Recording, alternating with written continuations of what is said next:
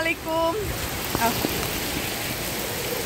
অনেক বৃষ্টি হচ্ছে আর আমরা তিনজন আজকে আলাদা আলাদা প্র্যাকটিস করছি, হ্যাঁ, এবং যার যার প্র্যাকটিসে সবাই খুব ভালো পারফরমেন্স, সবাই খুব স্যাটিসফাই। আমার 5 কিলো রান, 5 কিলোতে আমি খুব আমার যে টাইমিংটা আমি টার্গেট করেছিলাম যে সেভাবে আমি করতে পেরেছি। লিটন ভাই, আপনি কত কিলো করছেন? 10 কিলো। 10 কিলো? হ্যাঁ।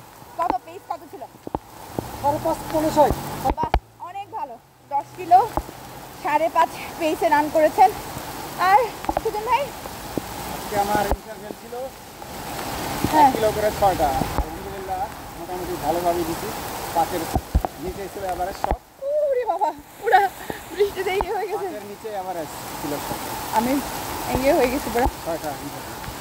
ওকে, আমরা পুরো বৃষ্টি ভিজে গেছি। আমাদের ট্রেনিংয়ের পরেই আসলে বৃষ্টিটা শুরু হয়েছে, কিন্তু এমন জায়গায় ছিল আমাদের স্টপের আর অপশন নাই। তো আমরা এখন আমাদের এরিয়ার মধ্যে চলে আসছি। বাট না, জানি না কারা দেখছেন, কারা দেখতে পাবেন। যারা আমাদেরকে নিশ্চয়ই ভালোবাসেন তারাই দেখবেন।